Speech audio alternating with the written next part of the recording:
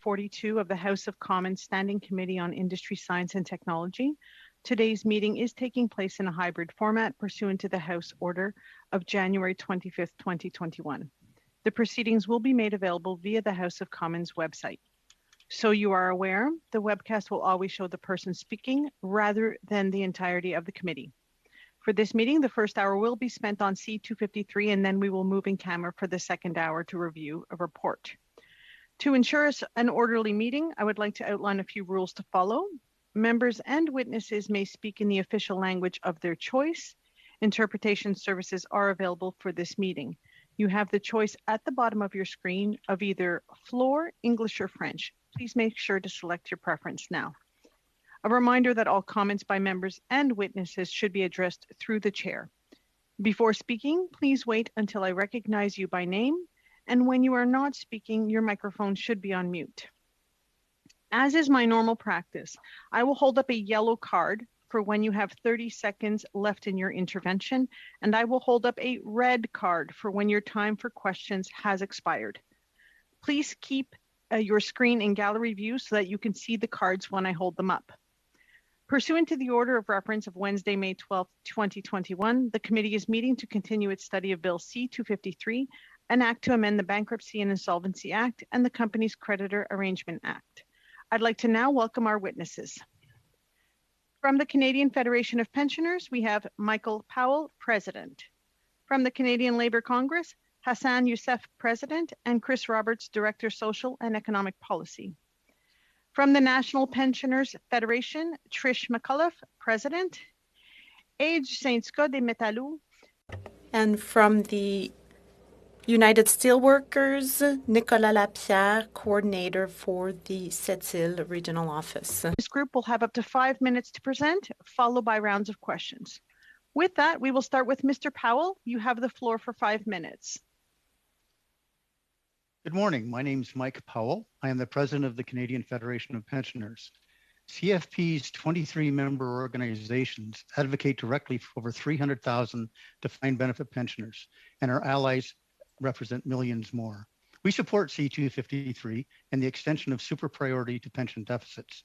This is the simplest solution to meaningfully improve pension protection for Canadian seniors. In our Canadian regulatory environment, the only single place to protect pensions is within insolvency regulations.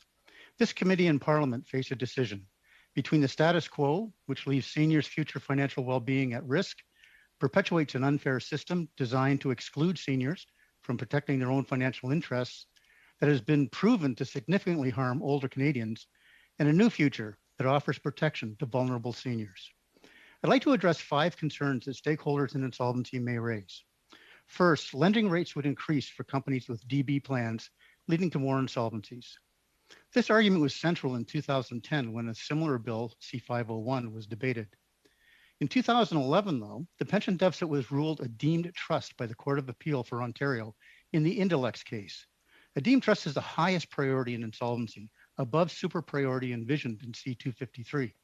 This ruling stood for 2 years before it was overturned. And it's critical to note that there was no fallout from this decision. The wave of insolvencies of companies with DB plans that was predicted did not occur. Borrowers and lenders made accommodations and business continued. 2, there would be fewer restructurings, more liquidations. This is also an old and flawed argument that would get a failing grade in a first-year business policy course. Envision submitting a paper that the key assumption of your argument was, given a significant change in the regulatory environment, business management would not change their critical strategic decisions. Therefore, I'll use past results without adjustment in my future model. Along with a failing grade, there would likely be a comment that basing your argument on inept company management is not recommended in policy development. 3, this would discourage new DB plans and lead companies to close existing plans. Harsh reality is that DB plans have been on the decline for many years, despite actions taken by governments to reduce costs for companies. 4, other creditors would be disadvantaged. This is based on the false notion that stakeholders are treated equally today. The impact of insolvency is much greater on pensioners than other creditors. Pensioners lose a significant portion of their income for the rest of their lives. Other stakeholders only lose a portion of the money owed them at the time of insolvency, not their entire contract, nor do they face future reductions in revenue due to the insolvency of one of their customers. There's also a difference of control. The other stakeholders at the insolvency table have all negotiated their financial exposure. They've made conscious decisions to address payment terms, prices, interest rates, contract conditions. Government treats seniors as wards of the state. Pensioners have no ability to control, approve, or even influence their financial risk in insolvency. Pensioners are not even ensured a seat at the insolvency table. 5. Changes made in the budget 2019 have leveled the playing field. Pension protection in 2019 is the proverbial bailing the Titanic with a teacup. You can measure progress, but it won't change the outcome. We need to ask, would the changes in budget 2019 have protected the Sears pensioners? The answer is no. In summary, government has appointed itself as sole guardian of the vulnerable seniors' future financial well-being. Government legislation precludes pensioners from any form of control or even influence over their pensions in insolvency. C-253 addresses this imbalance. This committee and Parliament are faced with a decision. You know of the real price paid by seniors left in collateral damage in an insolvency. This is fact. You will hear concerns raised by other stakeholders of theoretical harms. This is speculation. The choice is yours to make. Our 300,000 members strongly urge you to stop treating pensions as piggy banks in insolvency and support C-253. Thank you. Thank you very much, Mr. Powell. We will now go to the Canadian Labour Congress. You have the floor for 5 minutes. Thank you, Chair. First, let me, of course, thank the committee for the opportunity to present to you today. I represent the Canadian Labour Congress, the Canada's largest central labour body in the country. It speaks on national issues on behalf of 3 million working men and women from coast to coast. The CLC, of course, support Bill C-253. I want to thank the members who voted to advance this bill. For years, the CLC has advocated for changing the bankruptcy laws in our country. Workers and pensioners should be first in line, not last when it comes to paying creditors. Workers pay for their defined benefits, pension, and other post-retirement employment benefits by deferring part of their compensation. Employers have a legal obligation to pay these promises pensions in retirement. It is totally unacceptable that earned benefits are taken away from pensioners through no fault of their own at a time of their lives when they are at least able to adjust. Pensioners cannot simply go back to work when their pensions are cut. So they need the post-retirement drug coverage benefits that they have earned through working lifetime. This strategy has gone on too long. It has occurred too often. It cannot go on any longer. It is time to fix this problem. The insolvency process is rigged against working people. The recent Laurentian University example shows how a small union is isolated and besieged by CCAA proceedings. Workers are threatened with devastating job losses unless they agree to make deep concessions to wages, pensions, and benefit. The CLC believes public institutions should be excluded altogether from CCAA and the BIA. The federal insolvency laws are meant for commercial corporate reorganization. They were never meant to provide cover for provincial government that refused to live up to their fiscal obligations and expect workers and pensioners to pay the cost. The CLC would prefer claims of workers and pensioners be moved to the front of the line as Bill C-253 seeks to do. If there is no consensus to do so, the CLC believes that all parties should consider granting pensioners and employees claims the status of preferred claim. This would place them immediately behind the secure creditors in priority of claims, but ahead of unsecured creditors. We believe treating employees' claims as preferred claims will materially improve outcomes for workers and pensioners. However, getting the data to establish this is not easy. Currently, the data is controlled by the big accounting firm, especially Ernst & Young, KPMG, Deloitte, and PricewaterhouseCoopers. They act as monitors in CCAA proceeding and trustee in bankruptcy. There is a clear public policy purpose for making this data available for researchers. We are seeking aggregate analyzed data in large businesses insolvencies where pension deficits are involved. We are not seeking commercially sensitive data. In our view, the superintendent of bankruptcy should be required to obtain this data from monitors and make it available to researchers. We also recommend the federal government conduct the feasibility studies to establish a national mandatory pension insurance scheme for Canada. This study should form the basis of discussion with provinces to establish a national scheme to rescue stranded pensions. Finally, the government must stop companies' executives enriching themselves and shareholders when there is a serious pension deficit. The 2019 Sears Canada CCAA filing and liquidation was an outrage. Beginning in 2010, Sears paid $1.5 billion to shareholders in dividend and share buybacks. By doing so, Sears paid 5.5 times more to its shareholders than it would have cost to entirely erase the deficit in its DB plan.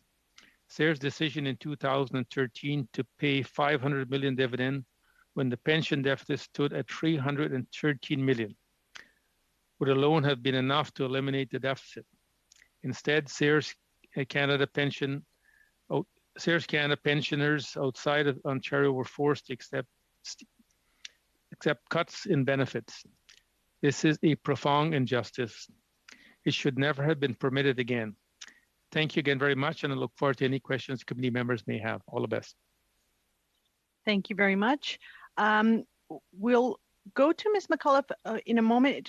We're having difficulty connecting with you, Ms. McCullough. Your headset is actually not selected. It is actually going through the computer. So I'm going to ask IT to reach out to you. They're trying to reach out to you to walk you through how to select it. So we will go to Métallo before, and then we'll come back to you. So Syndicat de Métallo, vous avez 5 minutes.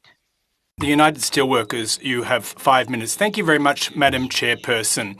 And I'd like to point out that we represent 205,000 workers across Canada, of which 60,000 are in Quebec. For us, to the steelworkers, the pension file is a very important one, and I'd like to thank all parliamentarians that we met in lobbying meetings that were held before the COVID crisis. We met over 250 members of parliament and senators to discuss the whole issue of retirement plans. And I can tell you that we had excellent exchanges with the parliamentarians with whom we met. The steelworkers have done it tough with the cliff mines on the north coast. But as our brother Hassan said, White Birch in Quebec, where I currently am, Sears, Stelco, I'm a former employee of Stelco, Nortel is another one, and so on and so forth. But let me come back to Cliff. Unfortunately, Cliff had an impact on over 1,700 pensioners and widowers and survivors. This was a huge issue for unionised and non-unionised workers, as well as management and retirees, and it was a long legal battle. At the end of the day, we were able to recoup $18 million out of $28 million in terms of deficits in the retirement fund. And despite that, pensioners lost 8.5% of their retirement earnings, which was a disaster for retirees, especially for the older ones. There are pensioners that have a monthly pension of only $800 a month, and seeing them lose 8.5% of their pension, and they have no way of making that money up, especially for widows of over 80 years of age who can no longer return to the workforce. It's been a disaster, and the Cliff Mine in the United States continues to post millions and millions of dollars in profits. I referred to lobbying efforts earlier. We are here to listen. And originally, our stance was that we should take precedence over the banks. And we realised that that could prevent economic recovery, and banks would be reluctant to kickstart and relaunch businesses. That's why we've changed our position, and we've said that we're ready to fall just before the municipalities and the school boards, but after the banks. And in that way, we're not jeopardising any economic recovery or recovery for businesses. You have to understand that this is affecting 1.2 million Canadians, and the steelworkers believe it's the government's role, it's your role to protect over 1 million Canadians across the country who are middle-class Canadians. Pensioners that have defined benefits plans are mostly middle-class, and the 2019 budget tabled by the Liberals explicitly referred to a willingness to protect pensions. Moreover, in our convention in 2018, or in the Liberal Party convention in 2018 in Halifax, that idea of protecting pensioners was brought back to the table. For the most part, they are doing it tough financially. I think we need to mutualise the risk faced by these pensioners and not leave them up to their own devices. With COVID, we've seen a major market volatility and companies are having trouble surviving, many about to meet their demise. And the government's benefits are falling by the wayside, and yet we think it's a golden opportunity to protect pensions. We've developed momentum. We see that all political parties, and this has been rarely seen before, are behind protecting pensions. This is a third mould, if you will, of this bill over the past several years, and we mustn't give in. And we must redouble our efforts and make this happen. I need to tell you, we need you.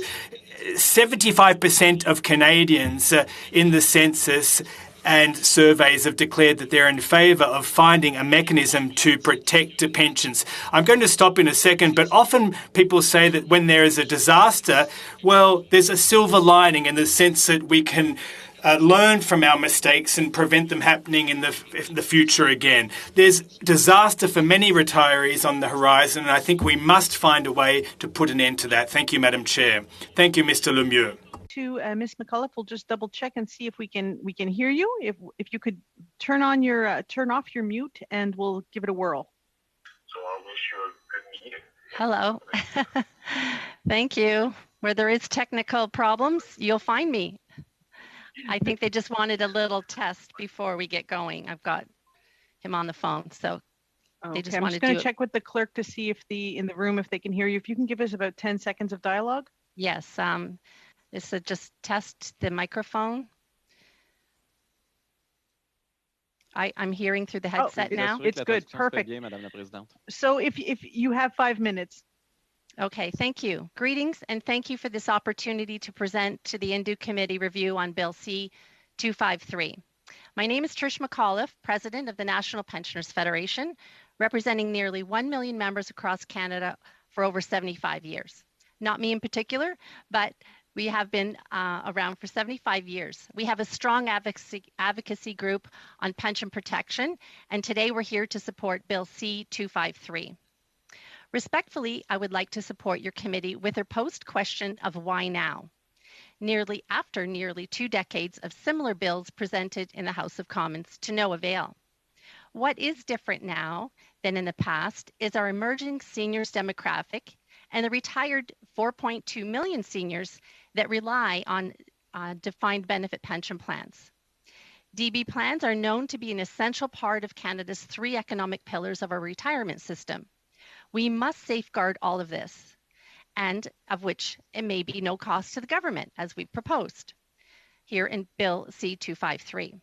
Further, a COVID crisis response, and for years to come. It is true that the government has provided financial backups for seniors, with increases in OAS and GIS funding, recognizing that it is important for every senior to live and retire in dignity at all costs. The best and most efficient way to provide secure and predictable income for all Canadians workers is in fact having protected defined benefit pension plans and healthy CPP. Otherwise, government-funded backstops in hard times would only continue to mount. Again, I know we are all here because we understand this, and we want to ensure all Canadians have a secure retirement income. Noticeably, the Conservative Party of the past had voted down similar bills, yet the new leader of the Honourable Erin O'Toole has pledged his support towards building better relationships with unions and workers, here and Bill C-253 could be the start of that opportunity. Let me further emphasize that defined pension plans are the most efficient way to use current earnings to fund retirement. Worker-organized workplaces, such as unions, associations, have proven track records of working with employers to ensure that defined benefit pension plans are sustainable. Sustainable plans are in workers' best interest as well. Pension plan members pay a significant portion of their cost of their pensions, and these plans are a part of the negotiated total compensation package, a contract, if you will, that your investment will be there for you at the end of your work life, guaranteed. In this context, a defined benefit. A pension promises from an employer pension promises an employer makes to a worker become legally binding obligations of the employer. We would argue a deemed trust. Why should that change in priority at any time? And why are retirees not at the table, or at the very least consulted? The Canadian economic landscape of the past 2 decades has offered up many reasons for financial crisis for big business. I experienced this fright myself in 2008, just shy of my own retirement. Workers Association and unions came to the table to negotiate with their employers and the government in the 2008 bailouts to find viable solutions ahead of bankruptcy. Workers and retirees gave concessions, and today those corporations thrive. Workers and retirees have never recovered, nor are they expected to. Is that fair? Ultimately, banks thrive. So why do we fixate on the lenders and their actors when we've seen for the past 20 years plus that it's the retirees, the workers, and their family, and the community that bear the heavy burden from such sudden bankruptcies? No sector is untouched by the harms of CCAA and BIA. Today, Laurentian University is the first Ontario university to declare insolvency and enter CCAA proceedings, the first line of defense under financial distress. Our public sector workers undoubtedly these are public sector workers, and undoubtedly to be followed by P3 workplaces as we promote them. History has shown us as sharpshooter insolvency lawyers have made quarter-century career out of using bankruptcy and insolvency legislation to disassemble companies and sell them off at pennies a dollar. They regularly gut workers' pensions, tear up their contracts, and enrich their clients at the expense of employees who were never in positions of power. It's their job, and they're well compensated for it. What's more, they've been destroying the lives of employees and families for the 20 years while we have watched governments debate this devil of a detail. Madame Gill reminded you of the social toils of bankruptcies. Well, here's a life lesson. Don't expect a different result when you keep on doing the same harm. Try something different.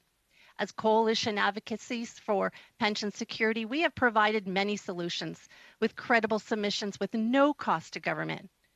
I ask, what have opponents of Bill C-253 or the past likes of it provided? Ms. McCullough, you're over time. Could you please wrap up? Yes. Thank so you. This is an election year. The Democratic solution is this: the governments we elect are beholden to serving the electorate. That's us. Make this a reality and support Bill C-253. Thank you. Thank you very much. And with that, we'll start our round of questions. Our first 6-minute round goes to MP Polyev. Thank you. Anybody can answer this question. In the case of a bankruptcy right now, where there's a pension shortfall, pensioners are currently on scale with a whole series of other creditors that stand to lose in the event of that bankruptcy. So, for example, in Ottawa, we had the massive bankruptcy of Nortel. And not only were pensioners whose pension fund had dropped in value in trouble, but so were a lot of little contractors, tiny businesses that went over to that big old building just off of the 417, and they did plumbing work, and they did electrical work, and they fixed the windows, and they did the painting and maintaining. All contractors who hadn't been paid, those people as well were left holding the bag. If this bill were to pass, would they move further down the pecking order for claims on on payment from the liquidation of the bankrupt company's assets? Mr. Youssef, yeah, I see you putting your hand up. Yeah, I think it's critical to put this in some context, Mr. Polyev. I think the key in terms of our argument is that the promise that employers have made to workers in deferred wages and benefits is supposed to be accounted for, obviously, in their books. And of course, what we see from time and time again, that the employer, of course, who have not made the contribution or allowed their pension fund to be not meet the obligation. And when they get into bankruptcy, of course, we're told the secure creditors, the banks and others, got to get ahead of workers. And we think that there's something fundamentally wrong in regard to the situation that you're describing about local contractors. They will be in the line. The question is what priority might be. Of course, they may be at the back of workers. Our argument is workers should be at the first of the line, and then we will work our way through who else should be there once workers' pension and benefit is taken care of. Sorry, we're just very short on time. I mean, right now, as I understand the rules, the issue is not that the pet company contribution to the pension is not being fulfilled. It's that the pension benefit, the defined benefit, is not being upheld. So under the law right now, unpaid wages, severances, and pension contributions are at the front of the bus. But what is not is the guarantee that the pension will deliver the defined benefit it promised. That's what we're just really debating, is whether or not a pension should be made actuarially sound to deliver the benefit to the worker that is promised. And for that to move forward in the priority, then other things will have to move down by definition, or else we wouldn't be here. So I'd be curious about some of the other very sympathetic people who are not bankers that are obviously going to lose in the case of a bankruptcy as well. So I'll move on to my next question now. Someone can feel free to jump onto the previous one if they like. But if a company, say, wants to hire 200 people, but needs to open a factory to do it, they go to get a loan because they don't have the money. And this law is in place. This bill we're debating is in place. And the lender says, sure, we'll give you the loan, but we need collateral. And then the company says, well, we can't offer you any collateral because all the collateral is first and foremost committed under this law. Then the factory doesn't open. So how would you ensure that this bill will allow businesses to continue to offer collateral that would not be superseded by law?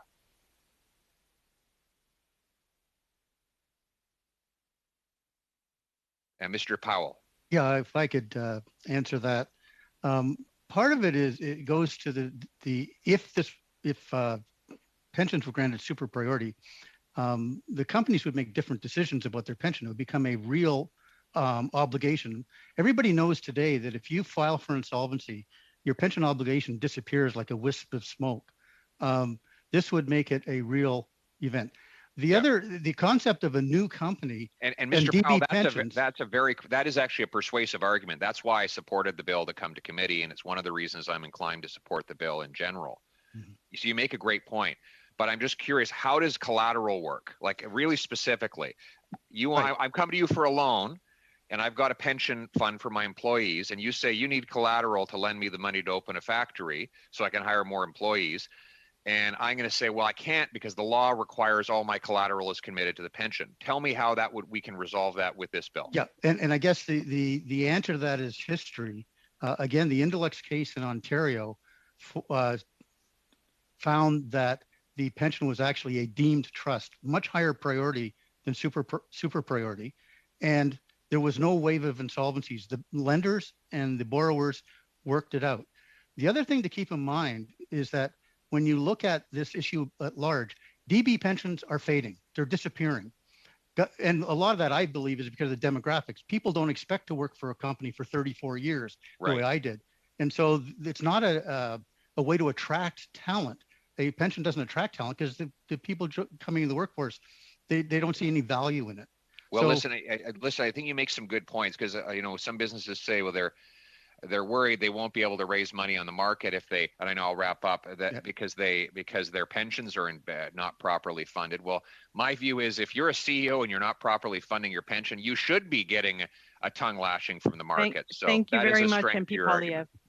Thank you very much. We'll now go to MP Lambropoulos. You have 6 minutes. Thank you, Madam Chair, and I'd like to thank all of our witnesses for being here with us today. I was going to go along the lines of what Mr. Polyev was asking as well with regards to creditors, lenders, but I guess I imagine that if the act were to change, then it would be across the board and all companies would have to do this. And so I guess the way that we look at lending would change as well, and people would have no choice. But it's still could have implications and risks for our economy. So I'm wondering if any of you can give us any information about what other countries do as it stands right now, and how would this make Canada different from other countries? How would it either put us at an advantage or at a disadvantage worldwide? Mr. Powell. Okay, thank you. No other country has the same legislative environment that Canada does. So to say, does anybody have our exact solution? Probably not. But if you look at the United States, for example, they have the Pension Benefit Guarantee Corporation. That's a national entity that guarantees pensions. And the last time I checked a couple of years ago, and it goes up every year, if your pension failed when you were 65, it would guarantee up to $60,000 a year in your pension. But they can do that because they have a national pension regime. They've also given that corporation the power to go in and compel companies to put more in their pension, to compel companies to change their investment risk portfolio. It's enormous powers. Would something like that be good for Canada? Probably, but I'm not sure how you get around the jurisdictional problems in that we have 11 different pension jurisdictions in Canada. If we can solve it, that would be a great way to go. But again, our environment's quite different than other environments around the world. Thank you. I appreciate what I heard of the answer. Unfortunately, my internet bugged and I missed half of it, but I can watch this again later. Monsieur Lapierre.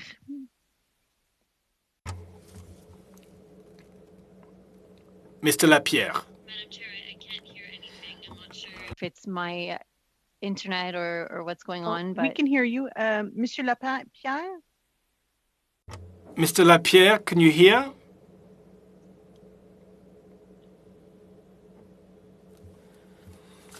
Lambropoulos, are you asking Mr. Lapierre if he'd like to contribute to the question? Yeah, I saw his hand up, so I figured, yeah.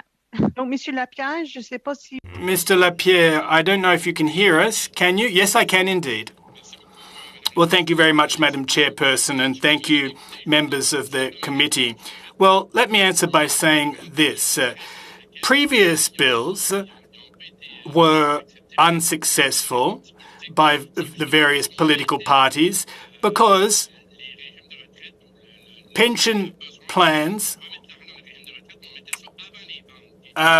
or the need to put money in pension plans took precedence over the banks. And that made it difficult for businesses and companies to recover economically. And I participated in lobbying efforts in those years. And as my colleague said, we met over 250 members of parliament and senators and who were concerned that by the fact that we would take precedence over the banks. But that's the whole purpose of this legislation, that we would come after the banks, but before municipalities and municipal taxes and before school boards. And in our minds, that strikes a balance between workers' rights, pension funds, and the need to keep companies afloat. Now, in the very concrete case of the Clift mine on the north coast of Quebec, the city of Sept-Îles took precedence over us, and they got $10 million in unpaid taxes, and that was precisely the hole in our pension fund to pay our retirees the money that they were entitled to. So that's a very concrete case. We should have come before this town, before the municipalities, before the school boards, and we would have filled this shortfall that was borne by pensioners. Each case differs, of course. It wouldn't have been a magic solution, a silver bullet, but would have put us higher up in the hierarchy of creditors. And as the parliamentarians that you are, it would have been a good opportunity of striking a balance between the needs of the economy and market forces and workers and their pension plans. So in a sense, taking that step would attest to your commitment to striking this balance. It would be a huge step, parliamentarians, that we go a little higher in the hierarchy of creditors and that we take precedence over the school boards, over and above the municipalities, and this bill would help to strike that balance. Thank you very much. And I agree entirely with that recommendation, personally speaking. To add as well, I see your hand up. I was simply going to try to respond to what I understood to be your question, which is how does Canada's insolvency process compare to other jurisdictions in the way it treats workers and pensioners? I would say poorly. The insolvency process in Northern and Western Europe, I think it produces far better outcomes for workers and pensioners for a whole series of reasons, in part because there are more mechanisms to prevent companies from entering bankruptcy, insolvency, liquidation with pension deficits so that workers and pensioners are harmed. As Mike alluded to, there are pension protection funds in the UK and other places as well to catch plan members. So really, Canada treats the most vulnerable the poorest, I would say. Thank you very Thank all much. of you guys. Notre prochaine... Next question. Member Lemire, you have 6 minutes. Thank you very much, Madam Chairperson.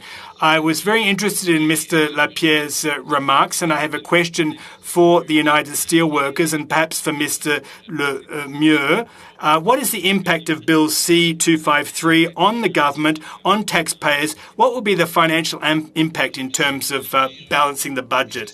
Well, thank you very much, Mr. Lemire. I don't think it'll have any impact on Canadian taxpayers. This legislation, we're not calling on the government to fund these pension funds. And as my colleague Nicolas Lapierre said, it's about making a company's assets secure. When a company is in trouble, well, of course, as shareholders, and we're worried, and we need money from the banks to kickstart these businesses and companies. But for Canadian taxpayers and for the Canadian government, this is a good piece of legislation. It's not perfect. It won't suit everyone, but it is a huge step that we'll be able to take together, set aside partisanship and protect our Canadian pensioners, especially in the context of a pandemic, so that they can continue to lead a decent lifestyle.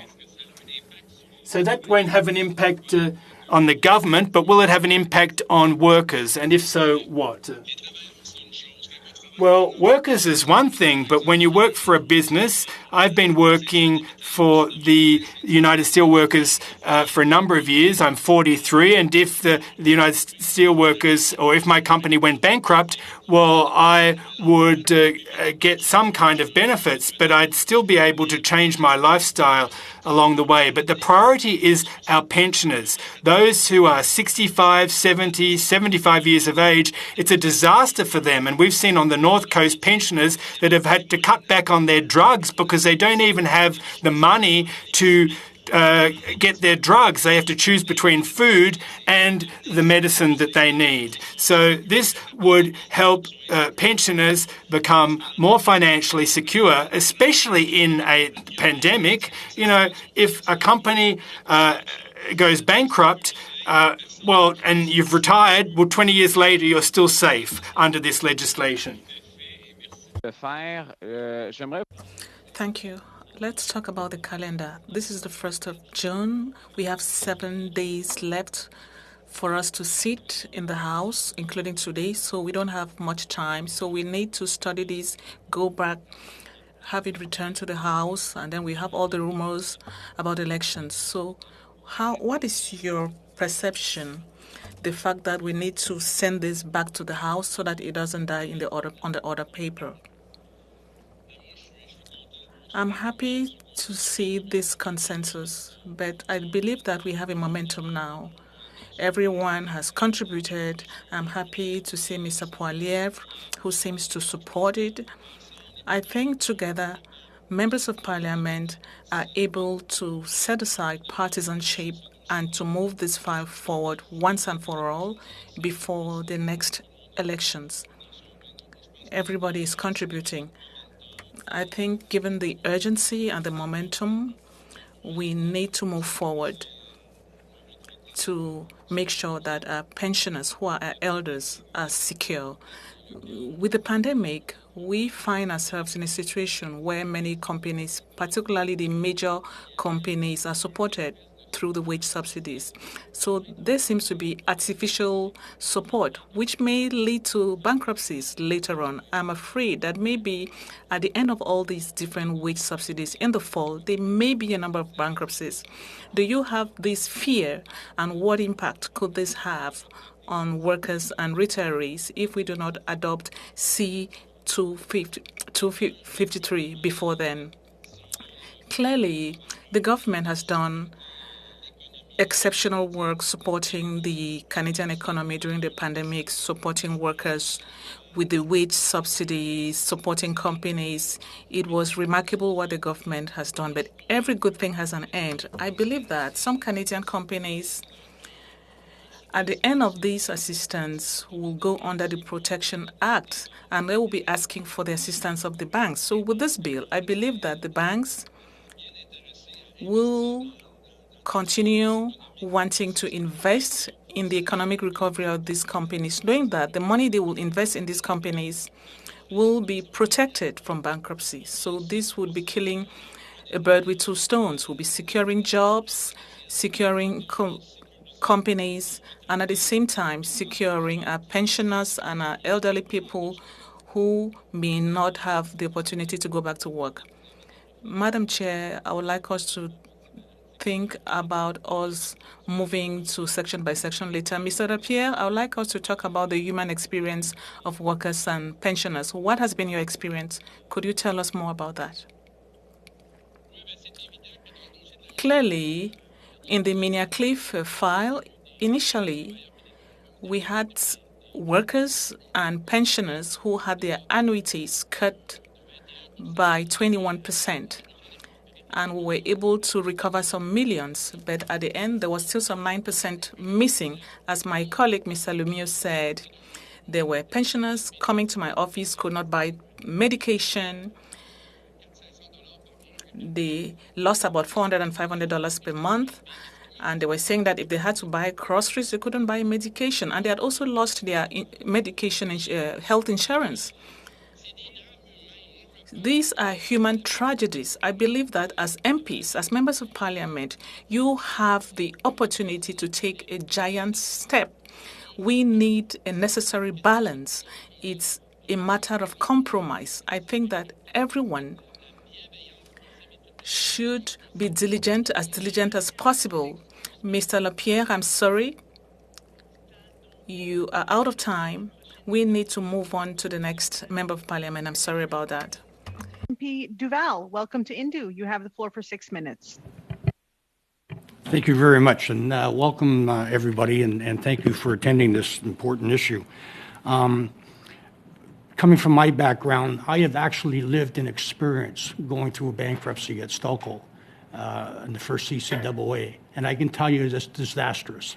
It's disastrous for the working people, and it's disastrous for the retirees. All I seen during that time of 2.5 years of CCAA protection was lawyers made millions and millions of dollars. Executives got rich on bonus payments, and it all came at the cost of the workers and the retirees. So what they did is the very first thing they did is wiped out all the retirees' benefits, health benefits, and Then they suspend all the payments from the actual pension plan. And if they do liquidate, they get hit again. And also the people that are laid off, all their termination severance pays are wiped out, and then they got to go collect for the pennies. So it is disastrous, and I believe it's unfair. And I guess to anybody that wants to answer this, if we can establish a few points, is during a bankruptcy under the current legislation, are workers and retirees at a significant disadvantage when the company deals with creditors, such as large financial institutions? Anybody can? Mr. Youssef, go ahead.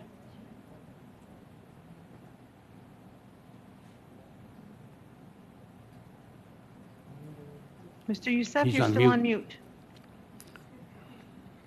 He's on mute. Here we go. Sorry. Famous saying. First of all, I think workers, of course, is at a disadvantage compared to the banks. The law clearly requires that banks are ahead of the line in regard to how the assets are going to be divided. And fundamentally, they're always been the benefactors of a company that's in bankruptcy.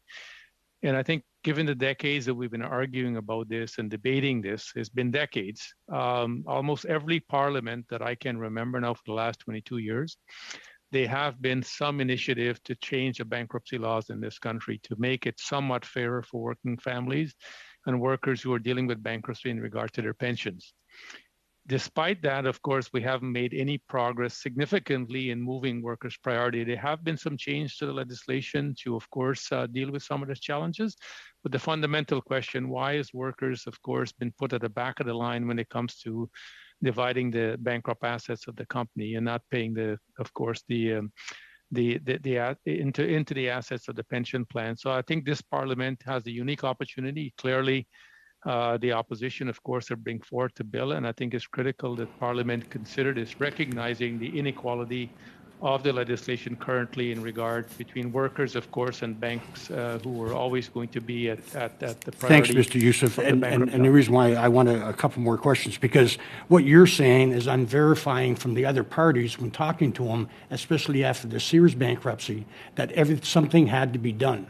And yes, there was legislation changes in 2019, but it was just a bunch of makeup. It didn't do anything to secure and safeguard the pensions.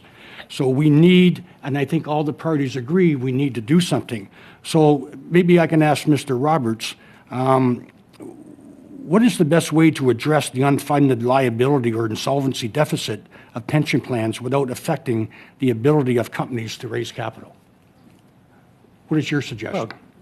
Well, there's a number of ways to do it. Remember that wage claims, unpaid wages, were initially debated in the same fashion. Should they be granted a super priority and placed ahead of secured creditors, or should there be a fund set up to ensure that workers would be made whole and the government would be able to subrogate those rights and pursue those claims in insolvency? That's what we did when we set up the Wage Earner Protection Program in 2005. We could do the same with the pension deficit. We could establish a national mandatory pension insurance so that there's no conflicts with secured creditors, but pensioners, workers are made whole in terms of their pension entitlements through an insurance scheme. The other way to do it, though, is to examine the priority of claims under the Bankruptcy and Insolvency Act and see what material difference might have been made if the pension deficit had been, as the Metallo have said, immediately behind the secured creditors, but ahead of other unsecured creditors, so essentially a preferred claim. My guess is that there would be a material and significant improvement in the payouts to pensioners and plan members. The problem is we don't have the data. Okay, and thank you. What I found, and I'd like to ask Mr. Lemieux, if I'm hearing correctly, that they're willing to compromise a little bit about where the standing order and the pecking order is would be, because these are deferred wages. And we've got to remember, these are actually deferred wages. So, and I hope we can all agree to that. So I just want to confirm that what you were talking about is keeping the big banks ahead of the actual workers' pension plan.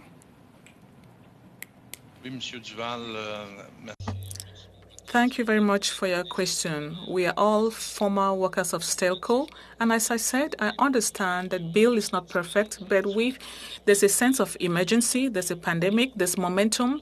I believe we should not insist on the details. It's not perfect, but we need to move forward during a pandemic. Let's take advantage of the momentum to move forward so that the pensioners move ahead. In an ideal world, we'd like to go ahead of the banks.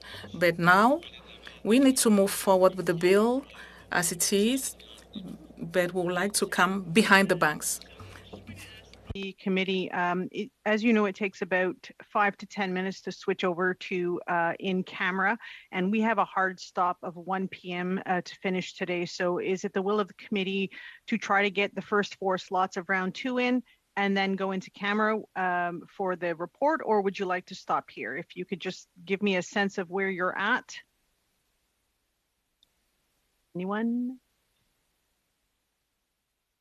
Okay, so seeing no comments, I'm assuming that means we will stop now, and we will thank our witnesses for being with us today. Merci. Sorry, Miss Chair, I'd like to go for the next round if it's possible. For like, it's going to take what, 10 minutes maybe? The next round will take 15 minutes, and then it'll be an additional 10 minutes to get into camera. I'd like that. Okay, so it's the will of the committee to continue? Okay, perfect. So we will start our second round of 5 minutes. Monsieur Généreux, vous avez 5 minutes. Vous venez de comprendre. So now you understand why I wanted a second round. Mr. Lemieux, I understand from what you said. I will be the devil's advocate here. I agree with the bill. I want it to move forward for good reasons. But Mr. Lemieux or Mr. Lapierre, you are saying it's not really perfect? For you, for it to be perfect, does that mean that they should have come before the banks? We talked about Bekomo. There was 10 million that was being owed, and the people of Bekomo who had that was being owed 10 million. This is a corporation representing all its citizens. There's a shortage of 10 million in a city like Bekomo. That's a lot of money in unearned tax. I'm just trying to find out the difference. How could I say that? What system could have been set up what could have been introduced in the bill to deal with such things? Because if pensioners receive 100% of their money, but the city, for example, whose pensioners are taxpayers in the same town, see their taxes increase because they are missing some millions of dollars. Yes. Thank you for the question. I guess I'm going to take this one. If I may answer your question, yes, of course, we would have liked to be ahead of the banks for perfect bill, but that's not what we're asking for. Whereas the compromise and the importance of something that satisfies all parties. For Sept-Îles, yes, of course, there would have been an impact on the taxpayers of Sept-Îles, but the difference is that a city does not die, and the city could have shared the losses or spread them out over several years, 20, 30 years, but a 75 or 80-year-old pensioner who's alone and has to choose between food or medication, they can't spread out the loss over the rest of the years they have to live. And that's the difference. Of course, it's not perfect for anyone. Bankruptcy isn't perfect. Yes, I agree. It's an acceptable compromise because the city can't spread out the losses. Yes, I wanted you to say this because I'm playing devil's advocate. As a business owner, if I had a pension plan, capitalizing it is important. That's why the employer have to play their part. But when there's a bankruptcy, and as my colleague said, well, they stop investing in the pension plan, it falls apart, and at the end, there aren't enough funds. Could we say that recovering 100% of the money with a bankruptcy isn't, of course, that's what we would like, but that doesn't happen very often. Yes, you are right. That's not what we want with the bill. That's not what the bill is guaranteeing. It is to give pensioners more chances of recovering their money by upgrading or by moving up in the rank of importance. It's a case-by-case situation depending on the assets and deficits. For Sept-Îles, had we moved ahead of the city, we would have recovered what was lost. We talked about the bill and how it isn't perfect. Potentially, we would be around in second place. Some subcontractors have employees who are unionized or not, but when a company is hit with a loss as a subcontractor, you're not protected, and the money lost could have an impact on all of the unionized and non-unionized employees of the subcontractor. For Stelco, we're talking about millions. For subcontractors, very big contracts in those cases. And with that bill, it would be impossible to recover. We should be talking about priorities for the most vulnerable pensioners who worked for 30, 50 years, or workers who are my age who can turn around and hope for a decent life. We should give the priority to the most vulnerable. Sassy, you have 5 minutes. Thank you, Madam Chair. Allow me to start off by thanking all the witnesses for their incredibly helpful testimonies today. Now, if I could start off with Mr. Youssef. Is Mr. Youssef still with us? Because I don't see him on the screen. No, he's had to depart. Okay. Then I will open it up to any of the witnesses. One of the issues that we have heard about is obviously pension deficits and shortfalls, which are should be of concern to every Canadian.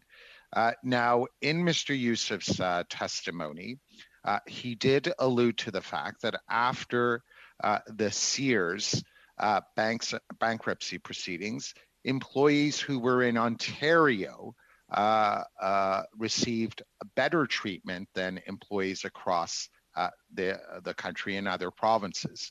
So I was wondering if any of the witnesses could tell me, out of all the provincial schemes that we have, the one that readily comes to mind is the Ontario Pension Benefits Guarantee Fund. Which one of the provinces have a better plan for making sure that these guarantees are there in the event of bankruptcy proceedings? If I may, there's only one province, one jurisdiction in Canada that has mandatory pension insurance for private sector DB plans, and that is Ontario, the PBGF. Other countries have similar arrangements. As Mr. Powell mentioned, the United States, the PBGC, the United Kingdom has the Pension Protection Fund as well. So the differences are within Canada when there's an insolvency of this sort are very clear.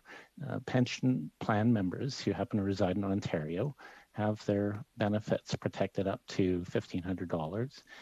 Those members of the same plan who happen to reside outside of Ontario take the full brunt of the pension cuts. Thank you, Mr. Roberts. Now my question is, and we have heard this in testimony today, that perhaps the federal government can assume a leadership role in encouraging provinces to set up these guarantees. So does anyone have any suggestions as to the best means to encourage other provinces to do likewise? J'en aurais une.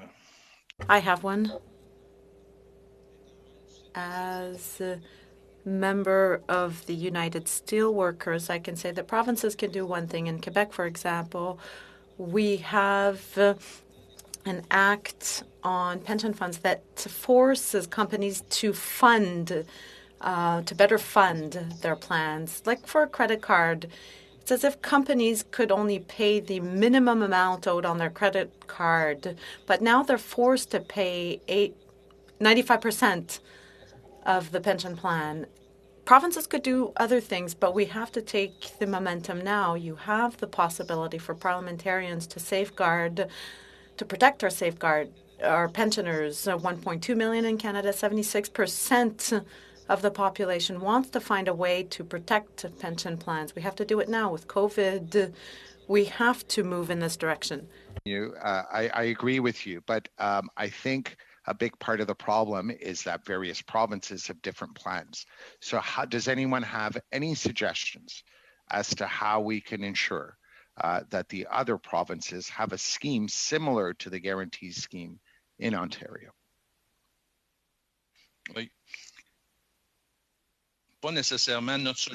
Not necessarily. Our solution is not to have a scheme that is similar to Ontario's, but to have legislation that would force employers to fund their pension plans. For Sears, we heard, so that example shows us that 500 million were paid to shareholders, whereas there was a deficit of 300 million. If the provincial legislation had forced Sears to fund it, the pensioners wouldn't have been hit as hard. And I think that we should force companies to fund their pension plans. That would bring us a better balance. Thank you, Mr. Powell. Okay, the one thing is that there are limits to what you can do within the provinces because of the jurisdictional issues, which basically a pension can be registered in one province or federally and the business regulated somewhere else. And what you're talking about crosses those two forms of legislation. And that means you have to have a national program because like coordinating all that across all the jurisdictions, my view, is impossible. Thank you. Thank you very much. We'll now go to Député Lemire for 2.5 minutes. Vous avez la parole. Thank you, Madam Chair. I would like to come back to the comment made by Monsieur Lemieux, the importance for us in this debate to prioritize pensioners who don't have the capacity to go back to work. I would also like to ask him a question on C253 for the clause by clause. Would you suggest any amendments, or would you suggest anything, or should we go ahead and adopt it as is? Thank you for your question.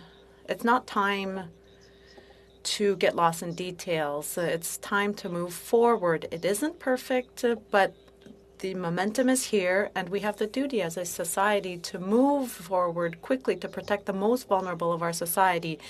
Those who can't find other solutions in situations like this. For a tragedy, for example, a plane crash, everybody says never again. And today you have the power to say that tragedies like the ones our pensioners face have to end. We have to seize the momentum, go ahead.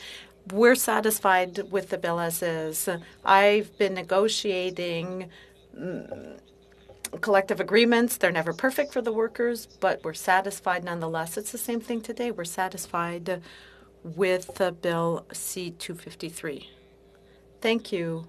Consequently, Madam Chair, I would like to table a motion because there is a consensus. I would like to move a motion to move directly to the clause-by-clause study because if you deem this to be receivable, I would like to move it to my colleagues.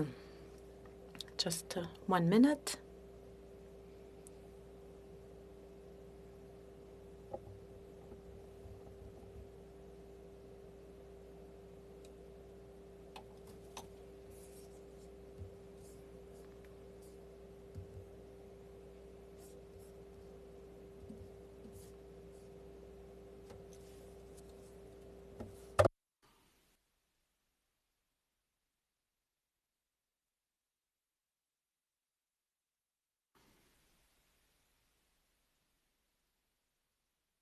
Donc, I'm just checking with the clerk because we already discussed the motion at the last meeting. Therefore, I'm checking with the clerk to see if it's receivable. Just give me a minute.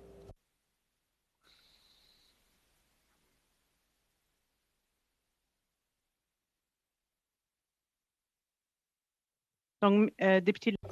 MP Lemire, it is receivable. Therefore, you can. Are you moving the motion? Yes, I am. Can you repeat it, please? Yes. With what we've heard from today's witnesses, that we can move right away to the clause-by-clause study of the bill.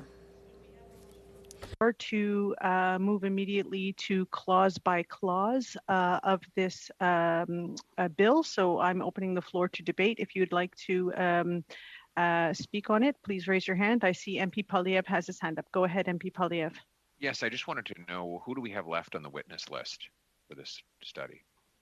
I will turn to the clerk. We have a couple of invitations already sent out, so I will just turn it to the clerk to clarify. One moment.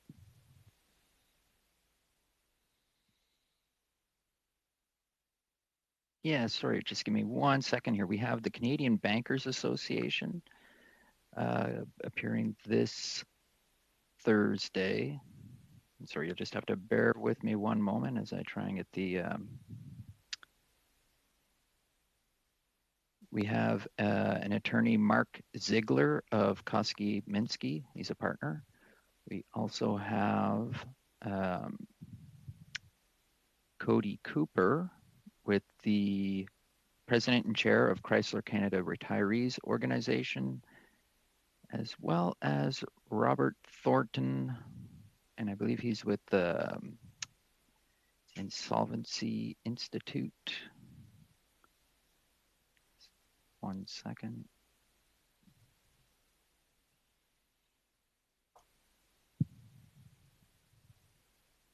Yeah, Insolvency Institute of Canada. So we have those 4 witness groups.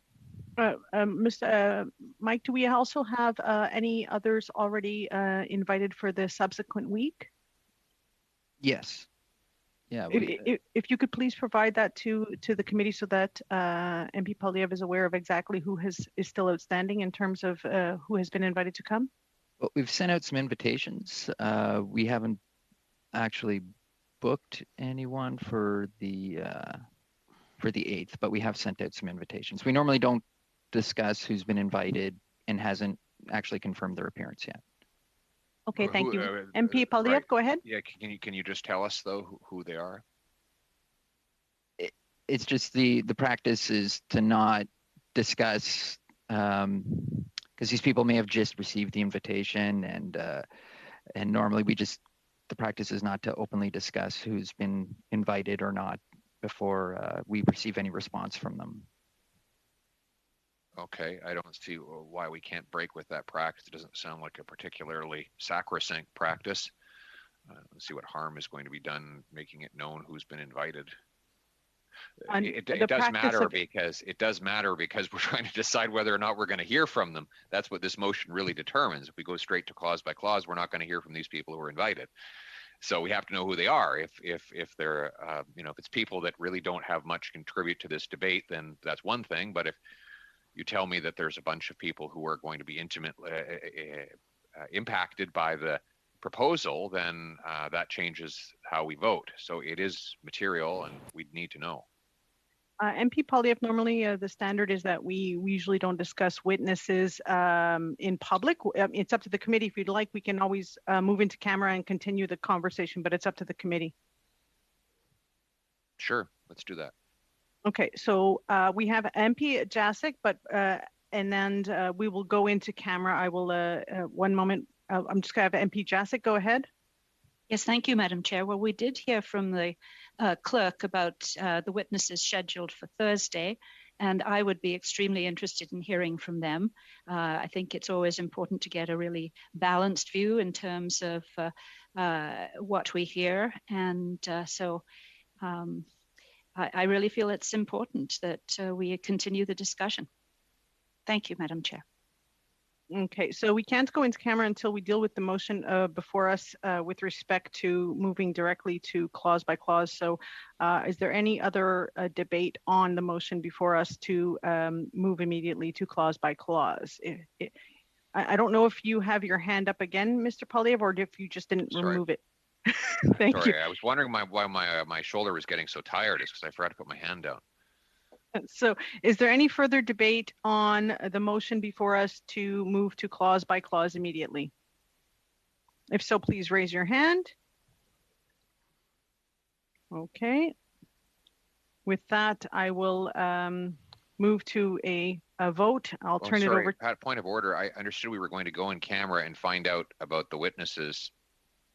I got clarity from the clerk that we can't actually go into camera until we finish with the motion before us, unfortunately. My apologies for the confusion. So to be clear, we're being asked to vote on whether or not we're going to hear witnesses whose identities we don't even know about.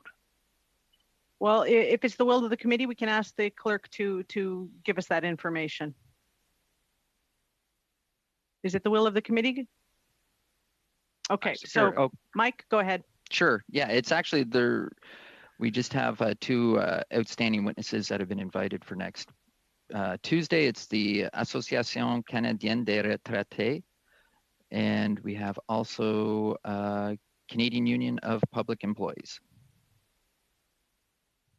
Okay, so now that we are aware of what is still outstanding, so we have witnesses scheduled for Thursday of this week and next Tuesday of next week, and the plan was to do clause by clause next Thursday, but is there any further debate on the motion to move immediately to clause by clause? If so, please raise your hand. I would just propose a friendly amendment that we hear from the witnesses outstanding and then go to clause by clause. So there's no such thing as a friendly amendment, but we'll have the amendment before us to have the outstanding witnesses for Thursday. Are you saying I'm not friendly, Madam Chair? Well, you're sometimes overly friendly, but with that, we have some folks scheduled for Thursday and next Tuesday. So if there's any debate on the amendment to the motion. So the unfortunate thing, I'm just trying to figure out the wording because it said the motion that was put forward is that we immediately go to clause by clause. So I'm not sure if there is a possibility of amending it. So because of the fact that it says immediately go to clause by clause. I'm just going to turn it to the clerk for a second, if you can just clarify that. Yeah, in this case, the way the motion is structured, it would just be a reversal of the intent of the motion. So the proper form would just be to vote against the motion. Okay, thank you. So I'm not sure if that's clear. I see MP Erskine Smith has his hand up. Go ahead, MP Erskine Smith. Two things. One, I'm not sure everyone by the name of Carney would find you so friendly, Pierre, but just two, on the purpose of the motion, Mike, wouldn't it be possible, though, simply to amend it to say, because it's possible for us to also add witnesses in future, right? So couldn't we simply say we hear from these two additional witnesses and then move immediately to clause by clause? I mean, that would be consistent with the existing timeline. It would then formalize the existing timeline more than perhaps, excessively in some ways. But I mean, we could vote it down and we proceed as is. But if people just want the comfort of that we're only going to hear from two additional witnesses, I'm fine with that too. It really makes no difference to me because as it stands, we got two additional witnesses and then we're moving to clause by clause. So as the clerk explained, MP Erskine Smith, we cannot amend the motion as it is structured. So if we want to, we'd have to vote on it. And if the motion is defeated, then perhaps have a further plan. So point of order, Madam Chair, I didn't hear the clerk say that we couldn't amend it at all. I think he said that my particular amendment was out of order, but I didn't hear him say that I've never heard of an motion that can't be amended at all. The only motion that can't be amended at all is that motion to challenge the chair, which we're not proposing. So I don't know. I don't know how we can just dismiss every single amendment as out of order. It is amendable, but not the way that it was structured in the way that the original motion is, and what you proposed. It was not. They were in conflict. So So his recommendation was that if we would like, what we could do is vote on the original motion. And then if you would like, we could propose a work plan. So right now what we have is we have scheduled witnesses Thursday for this and outstanding for Tuesday. Then my thoughts were that on Thursday of next week, we would do clause by clause. So the motion before us right now is to move immediately to clause by clause. So I need to know what is the will of the committee with respect to that motion. But I wanted you to see where we're at in terms of the plan. So is there further debate on the motion, MP Erskine-Smith? Curious, in the two witnesses you listed, are we set to hear from department officials as well? Because that would obviously expand the witness list. So there are actually more than two witnesses. There are two witnesses outstanding to respond to the invite for next Tuesday, but there are witnesses that are confirmed for this Thursday, just so that we're clear. And I'll ask the clerk if he could confirm whether or not, I think we have ISED officials coming for clause by clause, but I'll just double check with the clerk. Yeah, right now I've just given the department a heads up that they may be required for clause by clause, and I was waiting to see what the will of the committee was if they wanted to invite them for that. Yeah, so I again, think we should have the industry officials here for that, just to offer their expertise. So is there any further debate on the original motion to move immediately to clause by clause? Okay, seeing no further debate, I will ask the clerk for a recorded division. Go ahead. Mr. Erskine-Smith. No. Ms. Lambropoulos. No. Mr. Jahowri. Oppose. Mr. Asasi. No. Ms. Jasic. Against. Mr. Poiliev. No. Mr. Dreeshen. No. Mr. Baldinelli. No. Monsieur Généreux. No. Monsieur Lemire. Wait. And Mr. Duval. Yes. 2 yeas, 9 nays. So motion defeated. With that, Monsieur Lemire, vous avez encore 40. Monsieur Lemire, you have 43 seconds left. Go ahead. Well, I'd like to thank my colleagues for that exercise in democracy, and I'll leave my time to Mr. Duval. Or Mr. Lemire, would you like to comment on what you just heard first? Well, listen, I think that discussions will be ongoing. There's a lot of things that are hard to understand in terms of procedure, but I just would call on members of Parliament to think about our pensioners, to the most vulnerable in our society, that is our elderly. And please, let's move on with the agenda, get the bill passed before the writ is dropped. Thank you very much. The last round to Mr. Duval, you have 2.5 minutes. Thank you. And one of the things that Mr. Youssef had said, and I feel it's outrageous and that this could actually happen, but when Sears paid $500 million to dividends in 2013, and when they still had a deficit of $313 million, a pension deficit, how can we prevent this going into the future of allowing companies, because they're the ones that actually plan going into CCAA, how do we stop this of paying out dividends when there's a huge debt in the pension fund? And maybe Mr. Lemieux or somebody wants to answer that?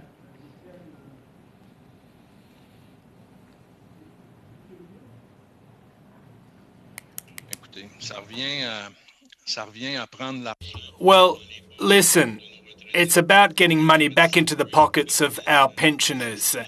And then it's shareholders who are often well off that need to bridge that gap. So let me come back to the initial proposal, and that is first to pass Bill 253, but also to ensure that the provinces, that pension funds are fully funded 100%. It's indecent that a business can give money to its shareholders whilst its pension fund is not fully funded. It's like if I were, as a father, was about to retire, I have a lot of debt, my credit cards are full, and then I decide to skip off to the south, to Florida or the south of France, leaving my kids in a vulnerable situation. That's what we're letting Canada do, to take money directly out of the pockets of pensioners, the most vulnerable in our society, and to hand that money out willy-nilly to the shareholders of businesses and companies.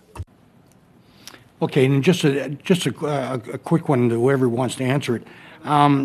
Because of the time limits, and I agree that we got to move on this as fast as possible before the House rises.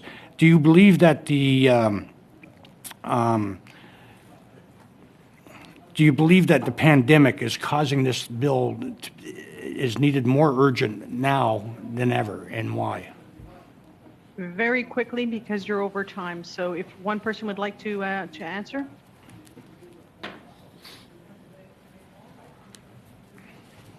Mr. Roberts, go ahead. Sure, maybe I can take a quick stab at that.